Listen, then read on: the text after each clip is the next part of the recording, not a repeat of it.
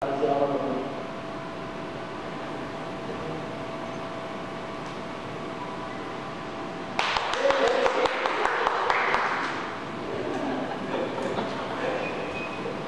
ang billing device, wag natin masyadong gawing formal para lang tayong nagpepeltuhan daw. Sabi niya, silip po siya mamaya. I-start na po natin yung workshop. Si Sir Cedric po, simulan yung discussions sa local conditions. Thank you. Good afternoon po.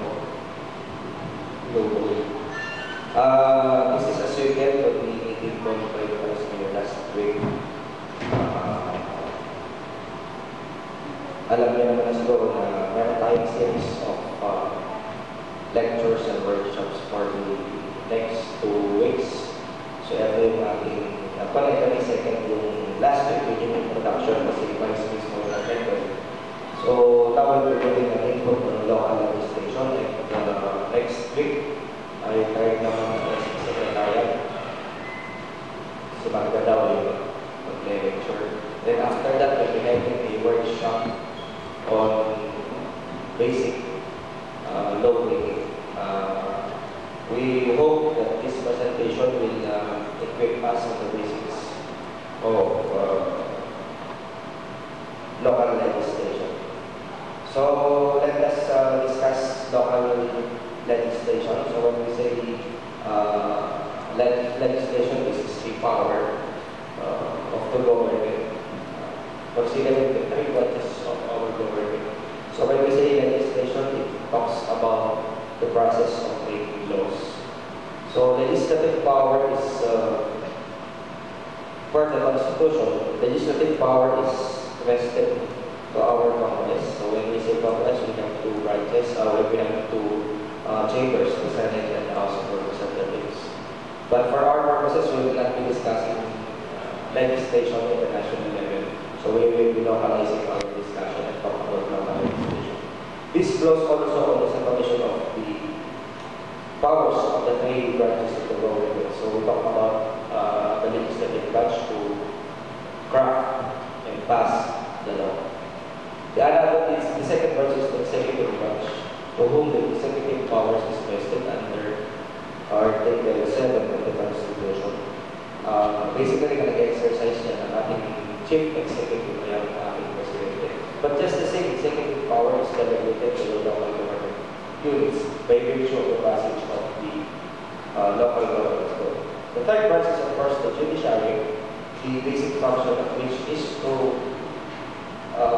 rule on the validity or constitutionality of any law enacted by the legislature in exercise of its legislative powers and as approved by the Chief Executive of the land.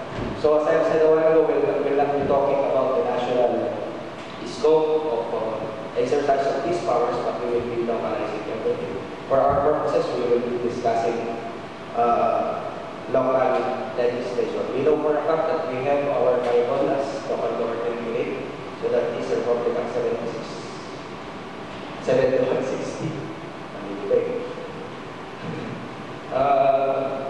Doon natin makikita yung ating legislative power. As I said, this is a delegated power from the Congress, being the repository of the legislative power under the Constitution. It's the same co-equal and co-independent with the legislative branch of the government is the executive branch of the government. Sa local level, sa mga LGUs, ang mga LCPs natin, ang governor, mayor, city mayor, and our punong barangay sa barangay. So, their power as heads of the executive department are also delegated power flowing from the grant of executive power under Article 7 of the Constitution to the Chief Executive. Okay? So, as I have said, we will be discussing the legislation. Sana may magulong tayo. Let's just make it light na lang yung discussion. Sana may pagulong tayo para ma-equip tayo dun sa ating gagawin workshops sa mga sumusunod na linggo. Okay? So what is local legislation?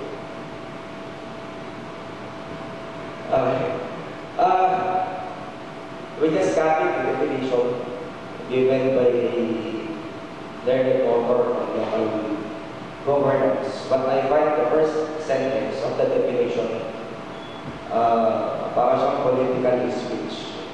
Sabi niya, the first main function of the local government unit exercise in furtherance of social, cultural, economic, and political development needs and aspiration of the inhabitants within each territorial jurisdiction. Ayaw ko siyang explain dahil sa tingin ko para siyang political speech. I would rather talk about the second sentence of the definition, which says it is the power of the Sanggunian to enact rules of regulation which may be embodied in the form of ordinance or a resolution of local application and having the force and effect of law. Okay? Sabi niya, legislation is the power to make rules. So when we speak of rules on our end, Sangguniang Paglunsod, it may be in the form of an ordinance or in the form of a resolution. By way of distinction, an ordinance, we can see the distinction between an ordinance and a resolution. But by just giving a brief background of what an ordinance is, this is of permanent application. So we have 4 kinds. First, general ordinance, those of general application. We also have appropriations ordinance, which authorizes the release of public funds. We also have tax ordinance, which levies or imposes burdens upon subjects and objects within the territorial jurisdiction of an NGO. Also, we have special ordinances. So these are of permanent application. Hindi siya basta-basta na-alter unless otherwise repealed or amended or overturned by a new ordinance. On the other hand, a resolution is also a piece of legislation, but it is not of permanent character. The rules of parliamentary procedure defines ordinance as just a written motion. So kung may isang motion, when you put it into writing, that would suffice na masabi ng isang resolution. So it's not of permanent nature or character. Okay? So in the exercise of the legislative power, the rule-making power of the Sangguniang Paglunsod, it may enact an ordinance or a resolution na yun yung magiging, it may set a policy or it may set or outline set a policy or set a guideline on a particular matter. Okay? Yung huli niya sa definition, sabi niya, having the force and effect of law. Well, ang law kasi natin usually, di ba, vested yung ating legislative power sa Congress. Sila yung gumagawa ng batas. On our part, sa local government community, we cannot enact law. What the Sanggunian is empowered to enact is just a piece of legislation, yung call it ordinance. Question: ano yung epekto ng isang ordinance? Sabi niya dyan, having the force and effect of law. Only that the scope or the application of that ordinance is only limited within the territorial limits and bounds of the particular territory. So an ordinance is basically our law. Yan yung local law natin. Gusto ko lang mag-emphasize, naging practice na in the past that we have laws of national application. Halimbawa, Republic Act 9040, Anti-Human Trafficking. In that law kasi, sinasabi niya na pwede i-replicate ng LGUs yung national law at gumawa ng sariling version in a form of an ordinance na mag-a-apply dun sa local government unit. E bakit, ang tanong ko, bakit yung national law mo, national yung application niya, bakit kinakailangan mo pang i-replicate siya, copyahin mo yung applicable provisions at gumawa ka ng panibagong ordinansa na magiging effective sa isang local territory. Anyway, ang legislator, yun kasi yung nakalagay sa batas. Another, Mahilig sa waste, waste management. Diba? Sinusubukan natin gumawa ng sarili natin version in a form of an ordinance. But in truth and in fact, we have a law of national application na applicable naman sa atin. So kung evaluate mo yung, kung may evaluate ka under the ordinance and under the law, another question, another problem. Saan ka papapasahan? Ano yung magpaparusa sa'yo? Will it be for your violation of the national law or will it be for your violation of the local ordinance? I don't know, pero mas visibilize. Hindi rin siya kasi pag-host dun sa pag-localize ng mga national laws na ginagawa pa natin ng localize. Okay? So, let's talk about the aspects of legislation.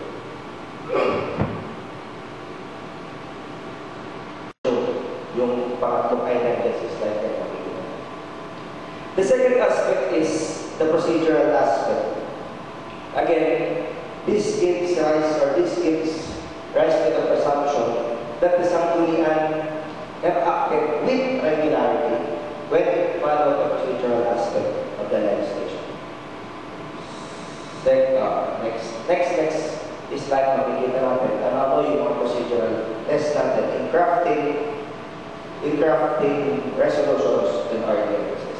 So this will guide us in crafting resolutions and ordinances in the office, lalo na tungkol sa susunod pang activities natin when we will be having a workshop on drafting a resolution or an ordinance. Well, the test of validity under the substantive aspect of legislation, the test of validity is usually passed upon when a resolution or an ordinance is submitted to a higher sanggunian for review. For example, barangay ordinance. So, ipinasa siya ng barangay. As a matter of procedure, ano sinasabi ng local government code? Yan ay dapat ibigay o magbigay ng kopya sa sanggunian for review of the higher sanggunian. In our case, ang nag-review ay sangguniang pagkonsol.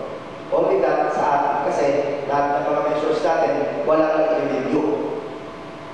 So walang body na mag-check tungkol sa validity ng isang ordinance, whether the resolution or the ordinance have met the substantive test. Okay? Lagi on sa substantive aspect and on procedural aspect, it uses the word presumed to be valid or presumed to be regular. No? Bakit laging presumption? Here is the general rule.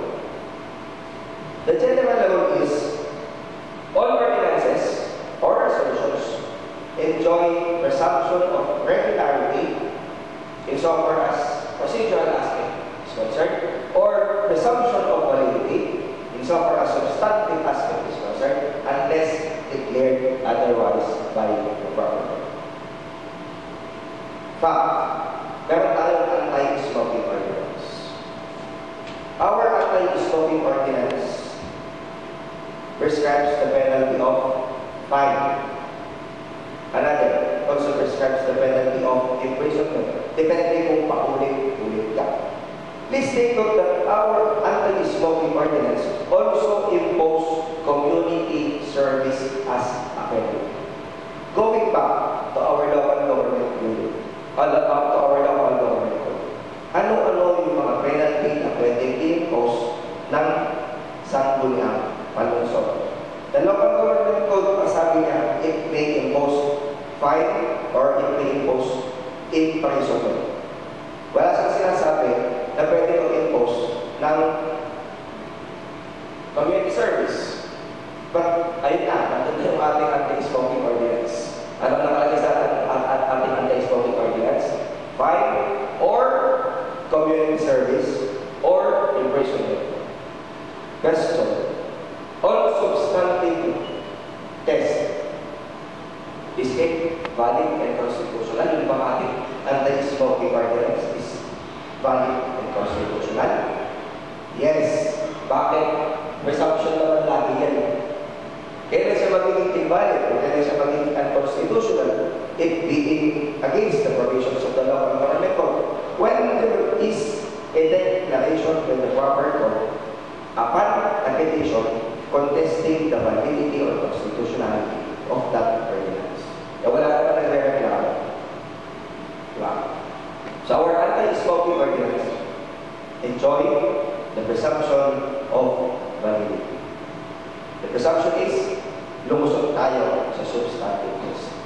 As the procedure, tingnan natin kung lumusot. Kasi tingin ko wala. And sister. Pag may nagreklamo. Pero meron kasi panahon kung hanggang kailan mo dapat i-contest yung validity. Na matagal na yung anti-smoking ordinance. Next. The substantive test of validity. Number one, sabi niya, must be consistent with the Constitution and national laws. This is an affirmation of the supremacy of the Constitution, it being the supreme law of the land. So no ordinances could be enacted by the Sangguniang Convention when it runs afoul or it contradicts or is inconsistent with the provisions of the Constitution. Saan magandang kumuha ng idea patungkol sa paggawa ng isang ordinansa? Mind you, Article 2 of the Constitution, ang haba-haba niya. Ang daming pwedeng gawing ordinansa na nanggagaling mismo sa sinasabi ng Article 2 of the Constitution. Why? Kasi itong Article 2, ano lang naman ito eh, hindi naman siya hindi naman siya self-executing provision. Although nandun sa Constitution, ang sinasabi ng Article 2, hindi pa rin siya self-executing at kinakailangan may batas sa national level or may isang ordinansa sa local level na siyang magseset ng guidelines at magsisilbing batas na i-apply sa isang territory. So it must be consistent with the Constitution. Sabi ko, is an affirmation of the doctrine of supremacy of the Constitution, it being the supreme law of the land. How about the national laws? It is because our national laws are of general application. Kung may bumabangga man dyan, rules of statutory construction po na, i-reconcile mo. Pero kung talagang bumabangga yung provision ng ordinance, dun sa provision ng national law, ano mangyayari? Will it be declared invalid?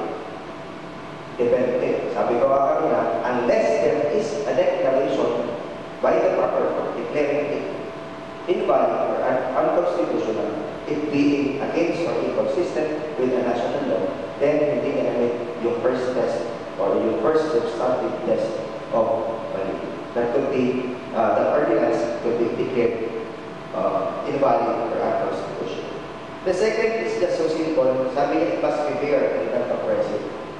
Okay? So suppose that is self-explanatory. Third, must be clear and not vague. Ano na yung vague for whiteness ni okay. As sinasabi lang nito, the law or the wordings of the law should be couched in simplest terms so that a person of average knowledge could understand.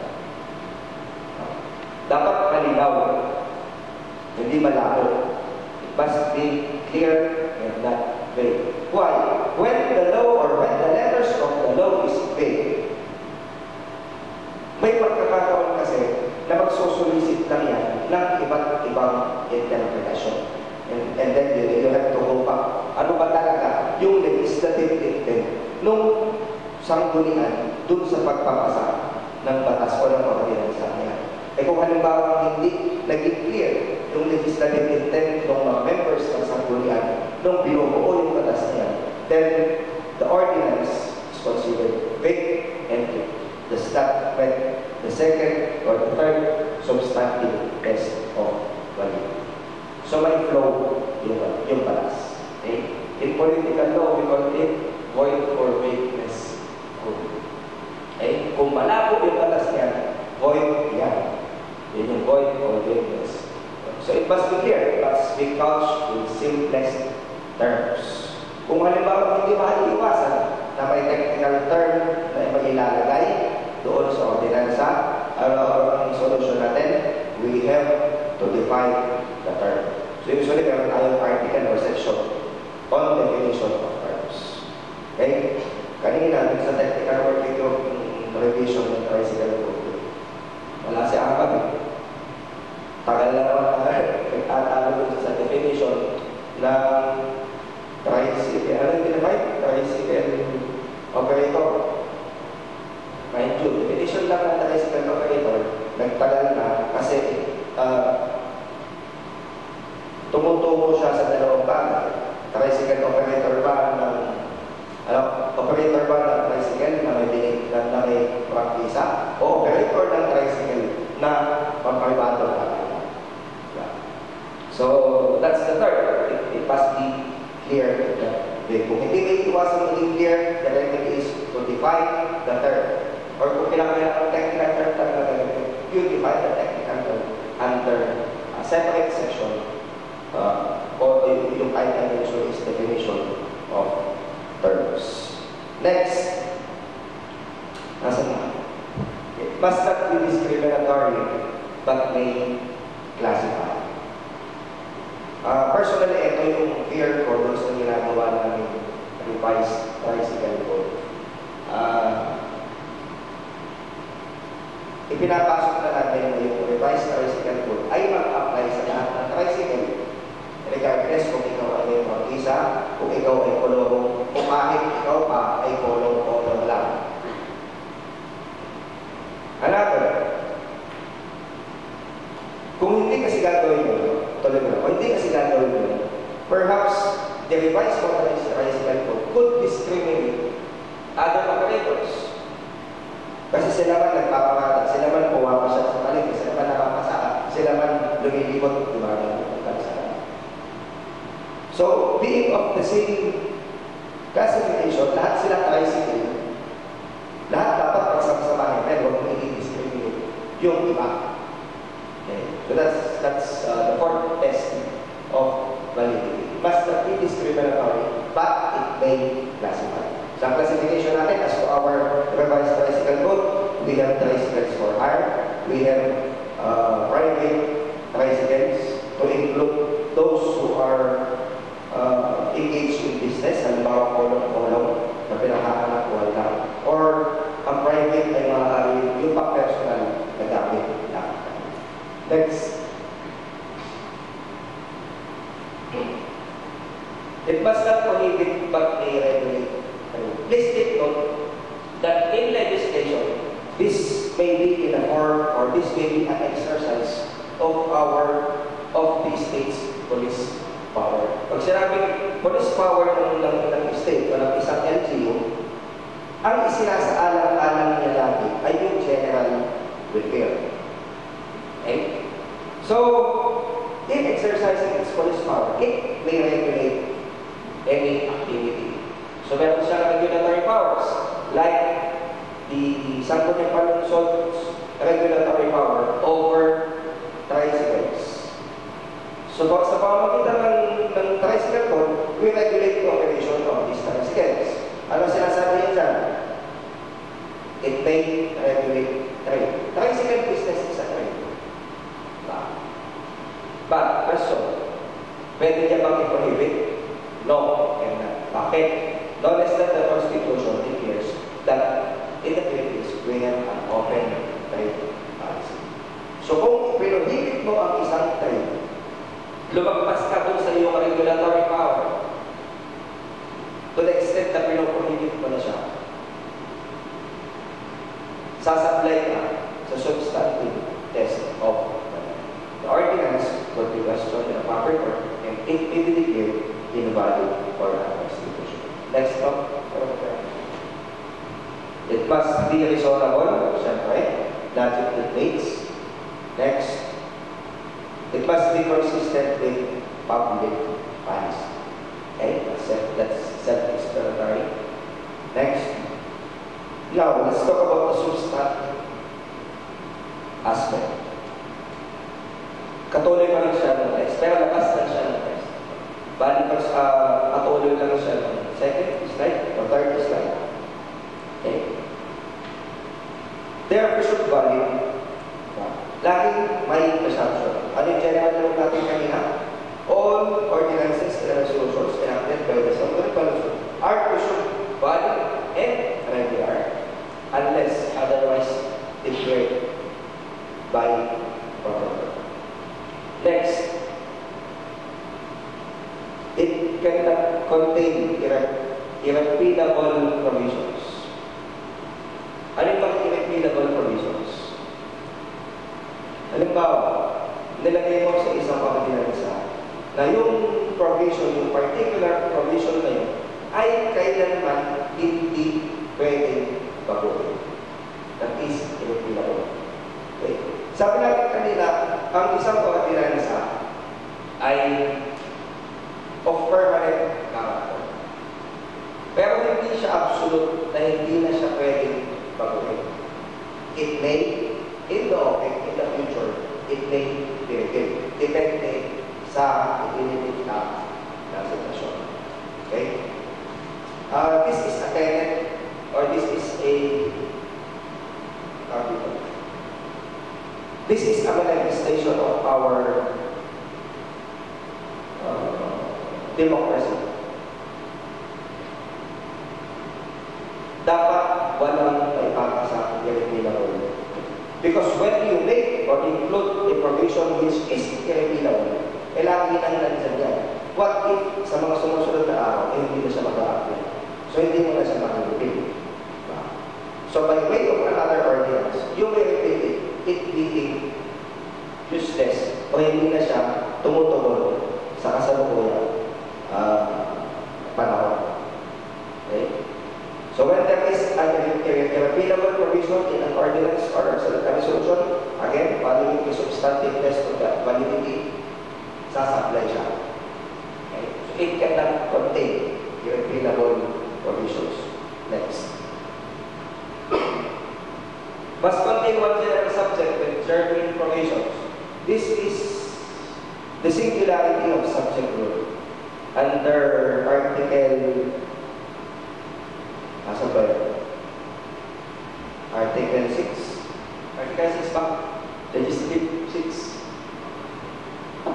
Nawawala. 6 legislative, executive. 6. It must contain one general subject with germane provisions. So this is on singularity of subject rule. Doon sa pagbubuo pa lang nung title ng isang ordinance o isang resolution, please take note that it should contain only one general subject. Halimbawa,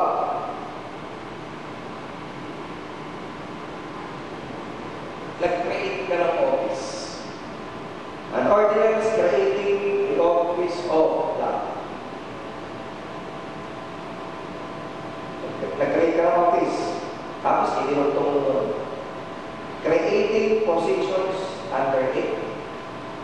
Appropriating funds, therefore, and for other purposes. Pasok ba siya dun sa one general subject? Ano sinasabi ng ordinance? Nagka-regulate siya ng opisina. Ano ba? Nagka-regulate siya ng mga offices, mga posisyon. Ano pa? Nag-appropriate siya sa operation ng opisina. Ano pa? And for other purposes. Question. Meron bang one general subject?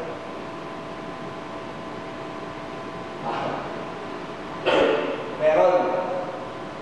Bakit? Meron lang 4. Yes, meron 4. Pero yung 3, germane siya dun sa general subject mo. Sige, nag-create ka ng opisina lang yan. Pag sinabi mo opisina lang. Hindi, syempre may tao.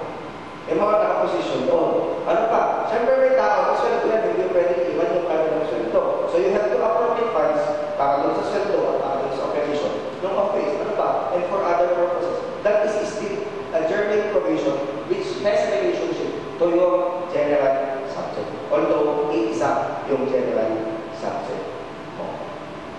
Okay? Exception yun.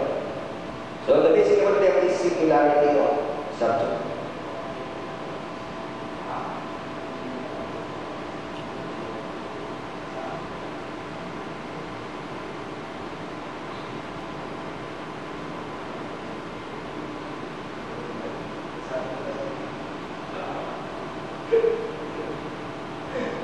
Okay. Gusto ko lang tuloy ng konti. Sabi kasi nito. While yung singularity of subject role kasi ay nasa statutory construction. Pero kung binasa mo yung mga libro sa statutory construction, ang sinasabi na, nag-a-apply lang yan doon sa national law. Sabi ng isa po, exception, ordinances enacted by sanggo ng panunsod, sanggo ng pambayan, o sanggo ng panlalawin. Ewan ko ano rin ako. Pero, just to be sure, going back to asan yung ating substantive test, yung first, that it must be consistent with the Constitution, where no less than the Constitution says that the title of law should embrace one subject matter. O sige, law ang sinasabi ng Constitution, pero ano ba sa atin? We're making ordinances. Oo nga, pero yung ordinance natin, yes, effect and force. Kapalo? Okay, next. Must not allow what is otherwise prohibited by law. Siyempre, going back to the first substantive test, it must be consistent with the Constitution and national law. For example, a national penal law which prohibits ang tragawa. Halimbawa, gambling. Siyempre, hindi ka na pwedeng gumawa ng ordinansa na papayagan mo ang magsugal. Or the same, yung 9165, Comprehensive Drugs Act. Ano pinagbabawal ng batas? Pagtataglan, pagbibenta ng pinagbabawal ng batas. Gagawa ka. Gagawa ka ng ordinansa na maglalagay ka ng exception. So just to allow what is directly prohibited by law. So this is all these substantive aspects in law making, specifically on law legislation. Okay. So tama, hindi siya bumangga sa mga. Now let's go to procedural aspect. Our procedural aspect deals on the test of regularity. Following what is in the law authority code. Meron ng 5 stages or parts of the local legislative process. Kung nasusunod o hindi yung prosesong ito, yun yung tutugon kung naabot pa ng isang ordinansa ay pinasal ng sanggunian yung test of regularity. Pero yung balikan natin lagi yung ating general rule, kapit ka kami total, our general rule is an ordinance enacted by the sanggunian enjoys the presumption of regularity and validity unless otherwise declared by the proper court. So what are these 5 stages or parts of local legislative process? Nagsabay 1 and 2. First, filing of drafts. Usually, ginagawa natin dito, dinadala natin kanilang akta. Diba? Ang cut-off natin ay tuwing Thursday ng noon. Diba? So that is filing. You furnish the copy of the Secretary of the Assembly and the copy of the draft measure. So that is filing. Another way of doing it, last session, inallow yung pag-include ng mga draft measures. So that could be still on the first stage, filing of drafts. Okay?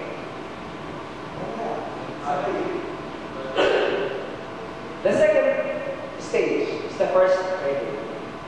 Upon filing,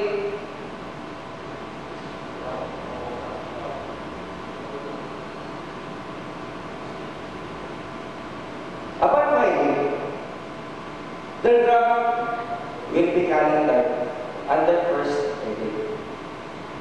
Or, kung halimbawa na-include siya, ika-calendar siya under first reading, sasama siya.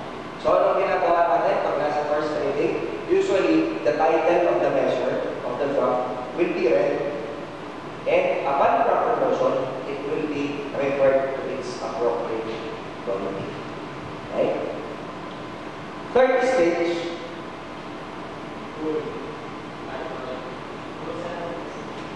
is the committee hearings. So it is the committee for which the draft measure is referred that conducts the committee hearings. We have managed the presence of our Vice Mayor, Sir Jojo. Good afternoon. So the committee hearings, the committee deliberates on the proposed measure. Ano yung maaaring mangyari dito? Pwedeng ipasa ng toto yung draft. Pero in practice, sa mga committee hearings ng mga principals, hindi lang yung dumadalaw. And in terms of procedure of the Assembly is explicit, ilan yung requirement na dapat nandun bilang ng mga konsehal para yung isang draft measure ay maaprobahan ng committee at ma-refer yan pa sa plenary. Pero anyway, sabi ko mga practice. Sa other committee hearings, so deliberation, approval with or without amendments, substitution or consolidation, and preparation of committee. So when the committee prepares the committee report, it should be signed by the majority of the members, and it will be filed with the Secretary of the Assembly and calendar under committee reports. Next. Then, ito na yung second review. What happens dun sa second review? Sa agenda, wala tayo nakikita second review. Ang meron lang committee report. Dahil lahat ng draft na dumaan sa first reading, na dumaan sa committee hearing, yan ay, o ano man ang rekomendasyon ng committee pa, yan ay sa pamamagitan ng isang committee. So, ano nangyayari pag isinalang yung committee report? The chairman of the committee moves for the adoption of the report. Then discusses one by one yung mga measure na consider nila and with the corresponding recommendation of the committee. Halimbawa, yung isang measure, ang recommendation ng committee is for approval. So, ano nangyayari?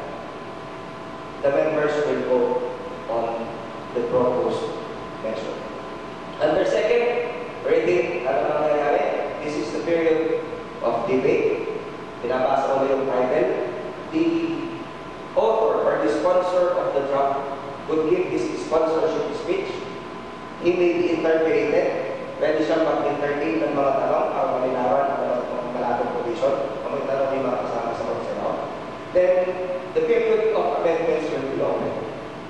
Usually, pinagsasabay ito sa interpretation na pagsasabay. The committee then individual amendments, then approval. Okay? So, usually, ang nangyayari, pag wala ng tanong, the proponent or even the chairman of the committee na render the committee report could move for the approval of the measure under second reading. Pag na-aprobahan yan, ika-calendar ulit for the next session, then doon na natin makikita ulit yung title ng draft under third and final reading. So ano mangyayari? Siyempre, sila magdang bibigay ng final copy noong measure, depende kung may amendments o wala. Question, pwede pa bang mag-amend under third and final reading? Pwede ba? The answer is no. Generally no. Kasi yung period of amendments natin nandun sa second reading. Pag nagtigali yung committee report, yung chairman ng committee. Absolute pa, hindi na pwede mag-amend sa third and final reading. Pwede pa rin naman. Anong remedy? Reconsideration. Motion for reconsideration, ano ang vote required? 2/3. So pwede pa rin magkaroon natin. Then, usually pinapapakot first reading na lang yan, pinapasa lang yung item, then the proponent would then vote for the approval of the draft measure. Sabi niya dyan, all then vote. Ano yung pinapakit dyan? Pwede kasi yung isang measure, pwede kasi yung pagboto ng mga members ng council, pwede sa pamamagitan ng roll call. nominal motive.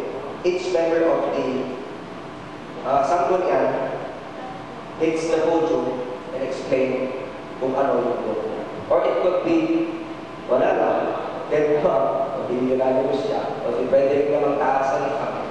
Pero in practice, hindi natin ginagawa sa Sanggunian yung hindi mabose. Palakasan na ng boses. Okay? So, yun yung ating procedural aspect. Now, let's try to look and distinguish yung isang ordinance at isang resolution. Sabi niya, yung isang ordinance is intended to permanently direct and control matters applying to persons or things in general. It talks about the permanency of an ordinance. While a resolution, it is just merely an expressive of an opinion of a legislative which have only temporary effect. Sabi natin kanina, a resolution is just a written motion. So it is just temporary.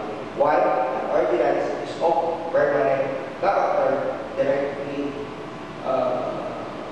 for or that directly applies to persons or things in general. But do not forget, yung isang substantive text ng validity natin or isang or under this substantive aspect of legislation kanina, sabi natin kanina, we cannot enact ordinances that has irrepealable provisions. Kahit dapat pa siya permanente, it remains that the provisions of that ordinance could be repealed by subsequent legislations kung hindi na siya effective, kung hindi na siya tumutugon sa kasalukuyang panahon. Next, it provides permanent rule of conduct. Ano sinasabi na? This is just a set of rules. The permanent rule of conduct.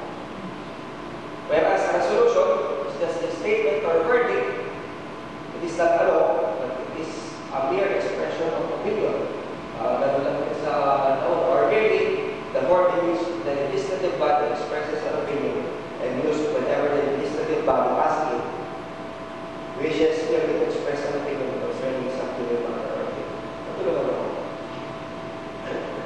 Alright? Pagkakatagal lang natin ng tula. Next. Ordinance need to go through 3 reading rule. Going back sa procedural aspect, we have 5 stages. Pero we have 3 readings. In between these 3 readings, we have committee hearings and ano pala, filing, first reading, committee hearing, second, and third, and fourth. Sabi niya, isang ordinance, it need to go through 3 reading rule. Anong sinasabi niya? Sa Constitution kasi sinasabi na walang batas na ipapasa ang Kongreso na hindi dumaan sa 3 magkakahiwalay na pagdinig. Nag-a-apply ba siya sa ordinance? Generally, yes. Why? An ordinance have the force and effect of law. It is a law of application. So, kailangan na dumaan siya sa 3 magkakahiwalay na pagdinig. Etong isa, resolution, net. With that, go through the 3 reading rule. Pwede dumaan siya sa 3 magkakahiwalay na pagdinig. Pwede rin naman hindi. Ano ang ginagawa ng Sanggunian? When they deem it proper to act on the matter, they may suspend the rules and waive the application of the 3 reading rule. And there and then during the first reading, they may ask for enough the resolution. Question, absolute ba yung 3 reading rule pagdating sa ordinance? Again, hindi siya absolute. Ano exception natin yan? Halimbawa, appropriation ordinance. Para sa inyo appropriation ordinance? Para sa mga nasalanta ng bagyo, and we are under state of calamity. The Sanggunian may suspend the rules and waive the application of the 3 reading. But generally, as an ordinance, it has effect and force of law, it must go through the 3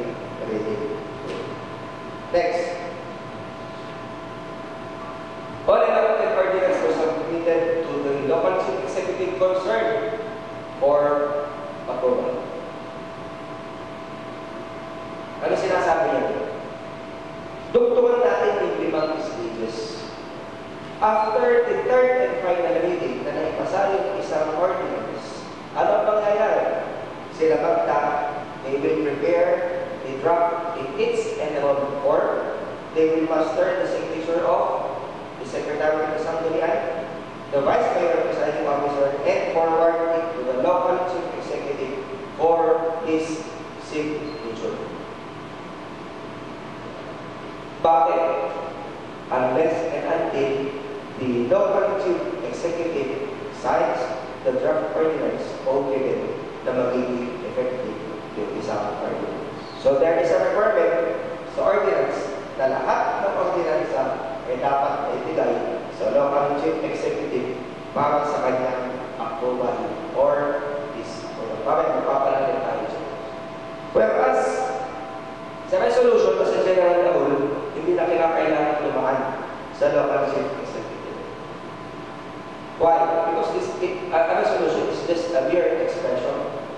It's just a motion in a written form na nag-carry doon sa Sanggunian. To generate. Although the local government code, medyo malabo siya pagdating dyan. Exception, when the resolution is a resolution approving local development plan and public investment program, there, the requirement that it be submitted to the local Chief Executive for his approval is required. Okay? Magpalalim tayo dito sa last part of the ordinance. Let's start. Approval. Okay. Sige.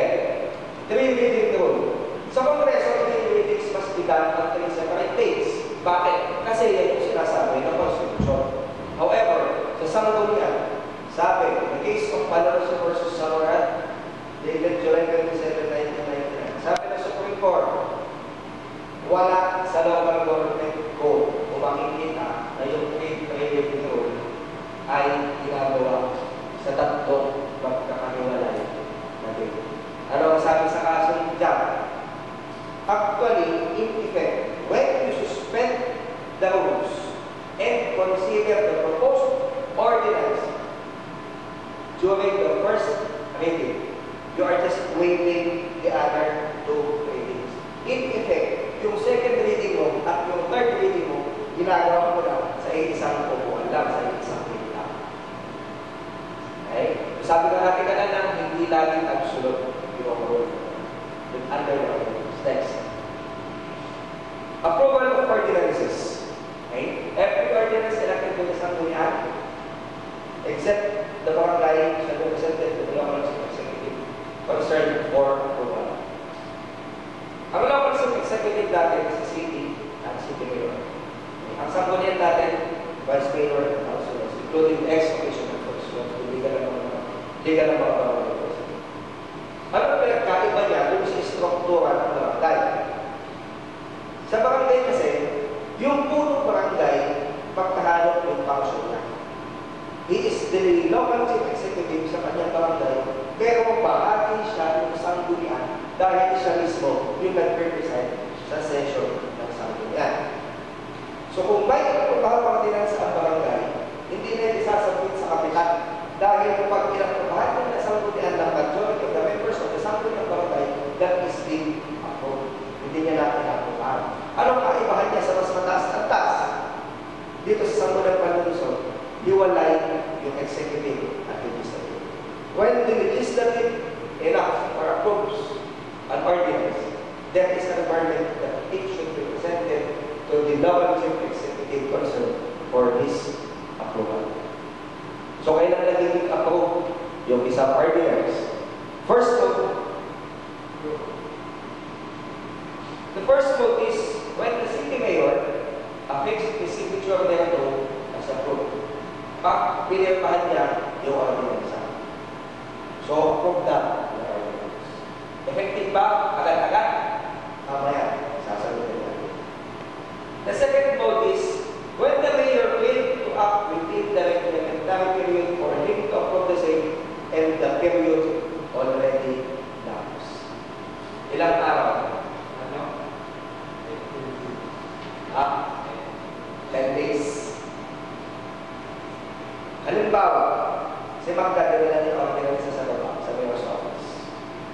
noong February 10. Ngayon, May 20. Ano na siya?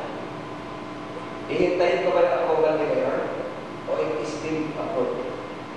Following the second vote of the approval. Nag-lapse na yung period yung sinasabi ng batas. Ang sinasabi ng batas for cities, we have 10 days. The local city executive, the city mayor, has 10 days to act upon the enrolled bill.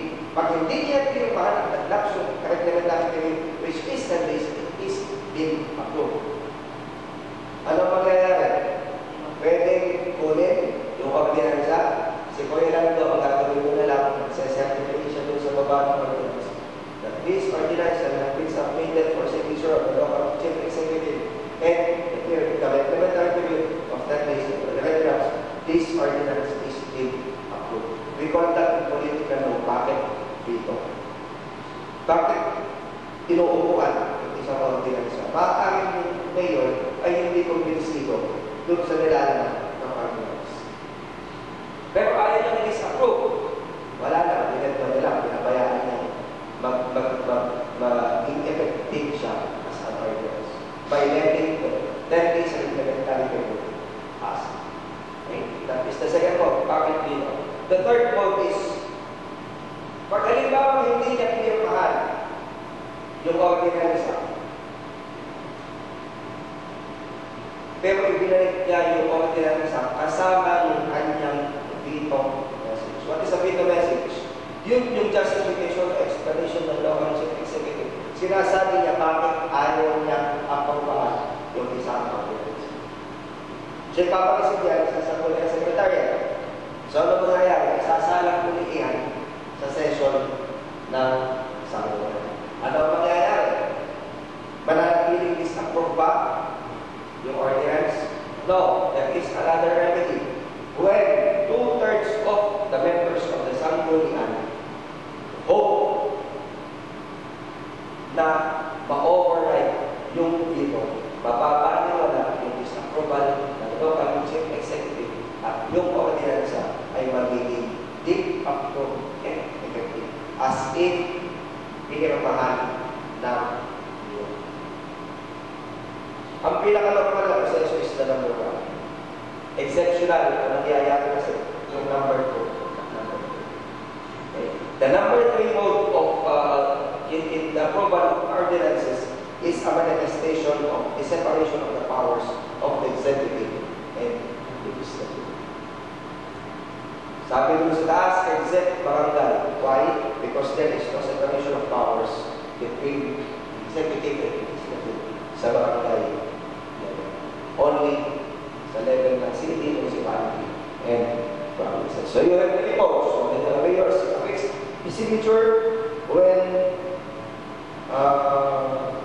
he failed to act on it within the period given by law, and the period lapsed. And the third, when he vetoed the ordinance and the veto message was overturned or was overridden by 2/3 vote of all the members of the Sangguniang Council, then the draft or the ordinance is still approved and effective. Okay, patapos na tayo. Ganun na lang yan. Nakakakas na. May clarification lang. Sige lang. Kasi may nangyari ng instances dito. Ito, Santiago. Yung ordinance declaring the July 27 as a legal holiday in the city of Santiago. Then the mayor, when it proposed to the city mayor, nag-message lang siya na binabalik na sa Sangguniang. So, pag-replicate that as that dito, is that effective or ano? Kasi nangyari na yun. Ano ang susulat? Binabalik lang niya for your local. Wala mong walang pa. Walang bito na nilagay niya. Doon sa third kasi, there is a requirement that there is a veto message.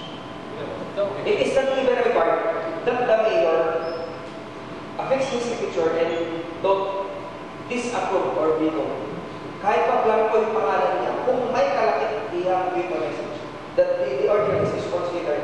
veto. Pero kung ibinabalik niya yan for kung anong purpose, at ang sinabi niya for your perusal, ewan ko, I want to read it as a packet veto. After the lapse of 10 days, that is deep ako sa akin. Hindi ko alam kung ginawa nila. Wala lang. Wala rin. Number 2. Ang requirement ng veto, kahit hindi niya tumahan, kahit hindi isulat dun sa mismo ordinance na veto o disapprove, kung meron siyang veto o message, that is veto. Pero walang message, walang pirma, I want to read it as packet veto. In action.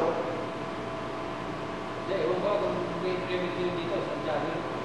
Hindi naman tayo naghahanap ng July 27. Nung last, hindi.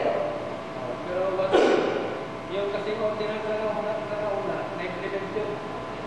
Pero implement din yun kasi yung unang ordinance ang taon lang yun. For the vice president.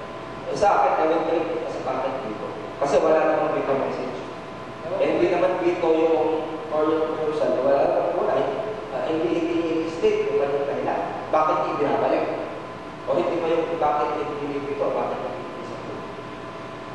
Walang veto message. Sa akin, I will treat it as a packet veto.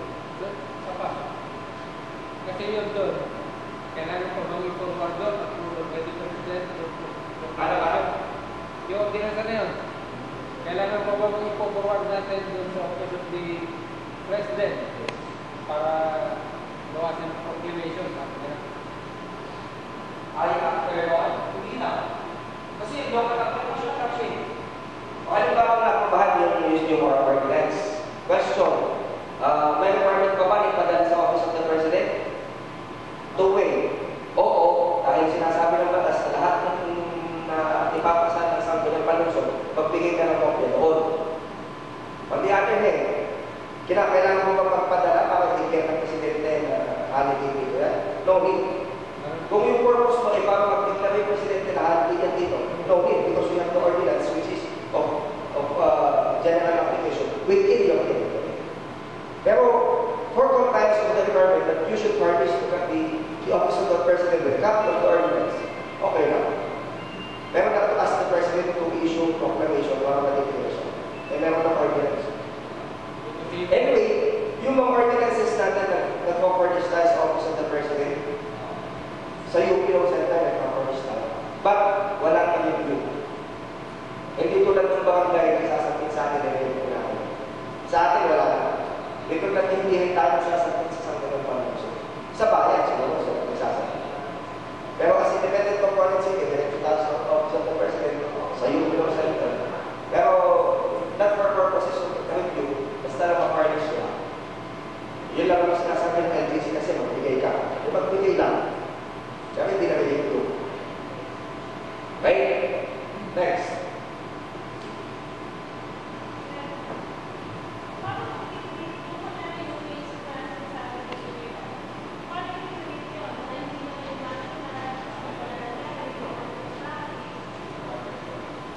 Wala lang. Useless legislation.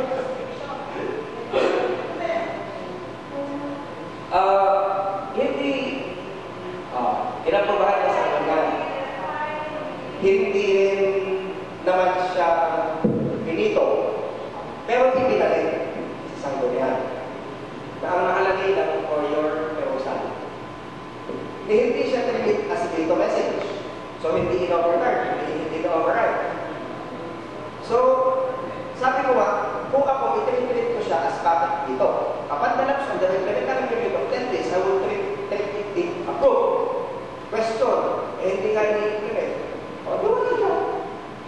Una, nasa Sanggunian tayo, wala sa atin yung bola. Kasi nag-i-implement commercial, executive. O kung i-implement nila yun, okay lang. Kaso nga, ayaw nila. O, kung ano din, sabi ko, useless legislation. Although, iba, pagka gano'n, it has to be reported back sa session. Sabihin, pag binalik yun from the local chief executive, vetoed or not, dapat nire-report yun sa susunod na session. Sana.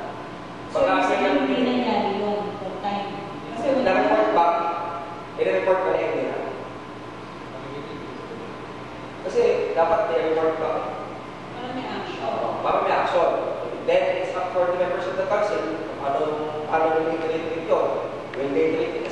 dito, given that they implement a period of 30 sa the red flags, or they will treat the simple note from your causal as a veto message. Then they can operate sana. Wala namang action. Pero complete yung process ng legislation. Yun lang. Wala na, patay mo lang siya. Siguro sa yung question as to whether yung pagpabalik ng letter ng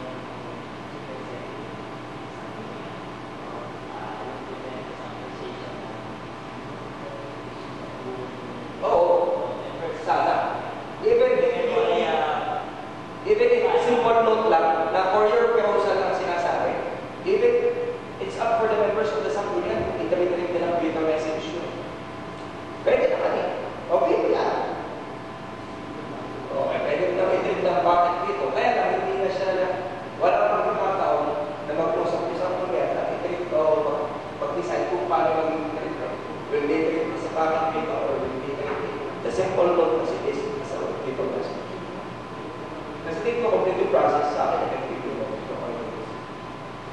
If for so the member basically believes na kailangan yung ordinance na yun, walang nangyari for over several years. Ano yun? Pwedeng i-refine? may pakit dito. Kasi may inaction. Walang nangyari. Wala. Hindi ni-report ba? Tapos hindi na-report? Natapos yung nakapuntok sa nagkaroon ng final meeting. Yes. Pumasa. Pumasa. Tapos, iminabas sa baba. Oo, Walang action. Bakit dito? Hindi pa-prove siya. Supposedly. Kaya, Sana. pero for implementation, supposedly na. Sana. Eh kung pinito nga niya, hindi niya binigyan ng budget. So, paano yun? Malinaw. Kasi dinedma nga niya eh. For implementation, supposedly. Approve Kasi lang. approve lang, pero Another kasi doon sa bill ko, actually, siya may tagapagpapapatid. And prerogative niya rin, kung i-execute o hindi. Eh kahit effective ko ang ginasuhan niya kapag talaga wala ko niya. Pwede, dami ka. Kahit ka sa national budget, pwede lagay yung kongreso na budget para sa ito. Kung ayaw ng presidente, hindi niya lang papapakan sa ito. Papabayan niya ng lumipas yung taon at yung kondong yun, babalik ulit sa general fund. O ganun din yun, kung halimbawa na information ordinance, ang pinabayaran nila, hindi siya hindi nag-alam ito na wala po. Kung sa paano i-implement. Or kahit na may pondo yan, kung hindi naman gusto o hindi porsyonada ng local chief executive i-implement, kahit pa may pondo, pabayaran na naman yung isang taon, yung pondo nun, babalik sa general. Lalo na yung permanency noong ordinance at lalo ng appropriations, hindi ganun katagal. Dahil pagtapos ng isang fiscal year, babalik lahat yung pondo sa general. Hindi ba magpanan ko ang mandamo? Ha? Mandamo na tao mo? Hindi rin. Laging discretionary sa local chief executive yung implementation. Hindi mag-a-apply mo na. Ayaw na lang. Anyway, ano ba sis? Okay. Gusto ko i-cite ito, section 57 of the law of government. An ordinance or resolution is effective and even pending review with higher Sanggunian. Ito nangyayari na. Minsan napapabayaan o naglalap sa 30 days for the Sanggunian to act on measures na inaprobahan ng barangay. So, upon submission, o pag na-approve na yung ordinance sa barangay, effective siya, even pending. Halimbawa, inabutan ng 30 days o naging effective siya, pero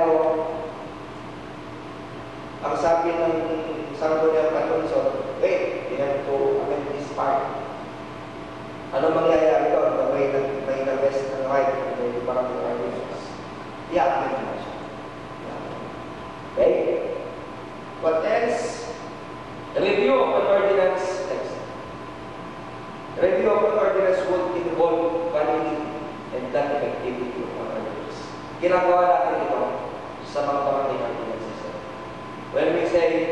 Validity, ano lang siya? Substantive. Substantive lang. Wala kang problema sa procedural aspect. How about effectivity? Do we pass naman effectivity? No. In the first place, when the whole of barangay strikes his government, approving or adopting the ordinance is already effective. So we cannot pass naman effectivity. What we can pass naman as a higher approval is just the test of validity. Whether the ordinance enacted by the Assembly have met the substantive test of validity. Next.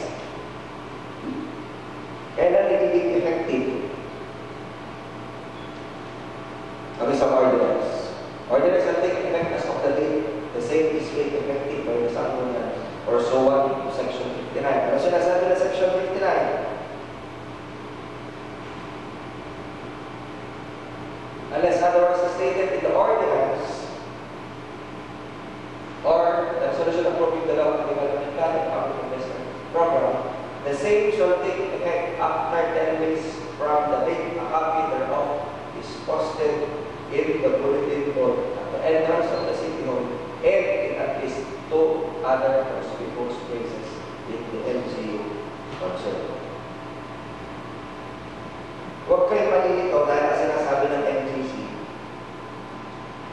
Effective siya after completion of the 10 days posting. Saan? Doon sa gate. Saan pa? Sa kayo po. Doon lang. Kaya doon sa baka. Sige, pasok. Pero effective siya after 10 days.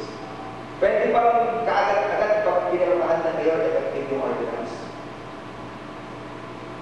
Kasi nasabi ng 59, Section 59, after 10 days ng posting, ipinaskil yung February 9. So kahapon, effective na. Yung sinasabi ng Section 59. Pero teka, inaprobahan ni Mayor o February 1. Pwede bang ng February 1 effectivity ng ordinance? Pwede. Sabi ko, unless otherwise stated in the ordinance, nakalagay sa ordinance mo, effectivity, this ordinance shall take effect immediately upon approval.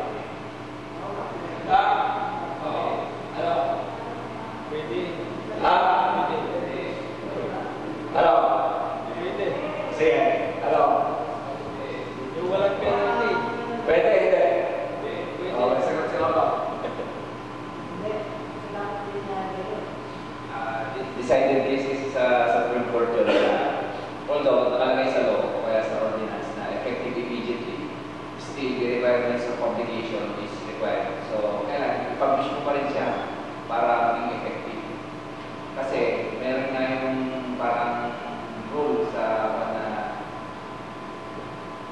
sasabihin ng tao na pagka pinaliwala niya yung ordinance na yun, sasabihin niya na ignorance, hindi ko alam yan. Kaya lang nga, paano mo mabibigyan buhay yung ignorance of the law, excuses no one, kung hindi mo naman pinablish yung ordinance. So, effective siya immediately after publication.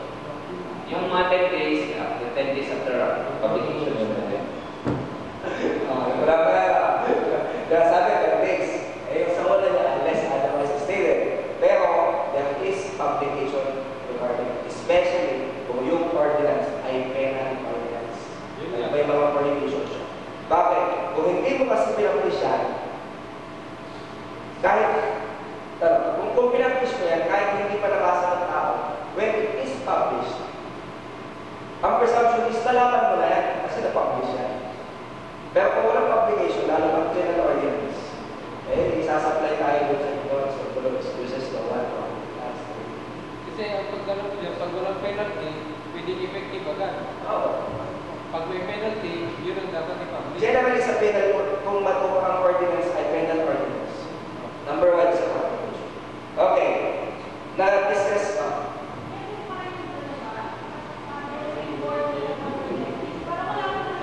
Doon sa kaya ang nagbabasa na nagtitinda ng Oo. Yung sa tambakan naman pautang na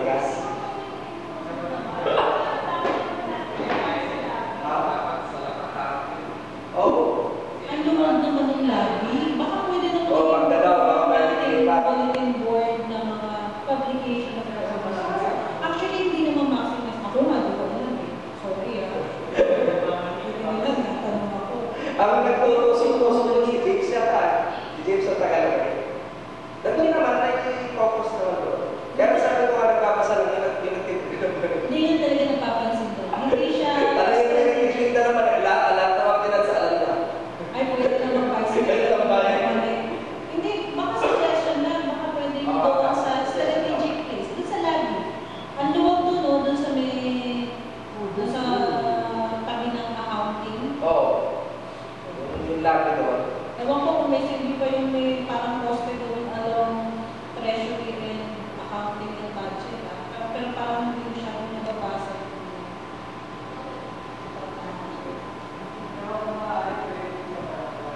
Oo. Pero ang requirement kasi at least 2. City Hall, tapos at least 2. Sa print na na. Ang sabi kasi entrance of the City Hall. Newspaper. Like, Sabi ka- lang yan, Latinan. Oo. Kasi sabi entrance of the City Hall. Natatalikuran ka eh. Anyway, sige. Okay, next. Na-discuss ko na kanina ito, yung 4 na klase ng ordinance. It's ordinance. Then we have 4th, the special ordinance. Ano yung example natin ng special ordinance? Halimbawa, yung pag-authorize sa ating law chief executive can it be done by a mere resolution? No, the requirement is it must be in an ordinance. Why? Because when the Sanggunian authorizes the payment for indebtedness, may pera involved. Dapat siya ay isang ordinance. So that is a special ordinance. Now, tapos rin natin. Bilisan natin. Alas 4 na. Parts of an ordinance. Okay? So, meron siyang title. Sabi natin kanina, we observe the singularity of subject rule. So, it must be. Pero kahit pa meron tayong singularity of subject rule, please make sure that the title is sufficient. Baka merong provisions doon sa body ng ordinance na hindi naman na-germinate o hindi naman na-connected o wala nang kinalaman doon sa inyong title. Okay. Next, we have the enacting or the ordaining clause. Ano yung sinasabi nito? That this shows the authority of the Sanggunian to promulgate. Saan natin nakikita yan dun sa part ng ordinance? Yan yung nagsasabi, wherefore, be it enacted by the Sanggunian of Parmesan in its regular session duly assembled. Yun yung inyong enacting or ordaining laws. Then of course, we have the body. Ano yung mga pwede dyan? Pwede may definition of terms. If it will be a penal ordinance, you may specify what are the prohibited acts and if possible, you define these particular acts. Why is it they are prohibited under the ordinance. Then, we have the penalty clause. Lalo-lalo na kung may ipinagbabawal. Pero kung regulatory o kung ibang mga klase ng ordinance, halimbawa appropriation, siyempre walang penalty clause yan. For tax ordinance, you can put penalty. Kasi yung mga hindi nagbabayad. So, penalty clause is just okay for a tax ordinance. Then you have to put a repealing clause. Bakit? This has relationship with that principle that we can pass ordinances which has irreparable provisions. So, while an ordinance is of permanent character, it relates that its provisions could be repealed. So, for example, you go away with the provisions of an ordinance, binabago mo siya. So, you have to put a repealing clause. Ano ba sinasabi?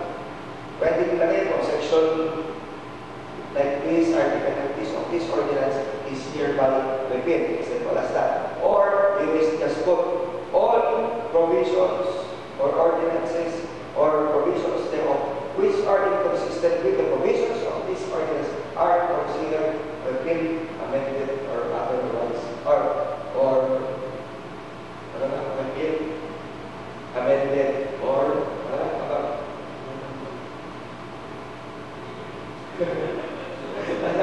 all other provisions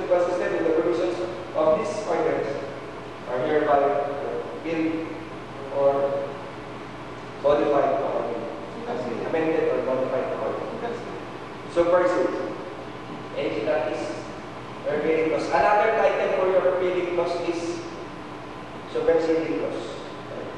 Then we have the severability clause. Bakit? For example, yung ordinance mo, may mga provisions o may mga sections o na na-declare as invalid or unconstitutional. So, anong purpose ng iyong severability clause? Your severability clause says that when any provision of the ordinance is declared invalid or unconstitutional, the other remaining provisions or sections which are not affected by the declaration of that particular provision as invalid remains to be full force or effect. So, paano ginagawa yan? Again, if for any reason or reasons, any part or provision of this ordinance is declared invalid or unconstitutional by the proper authorities, the remaining provisions or parts hereof which are not affected by invalid remains to be in full force and effect.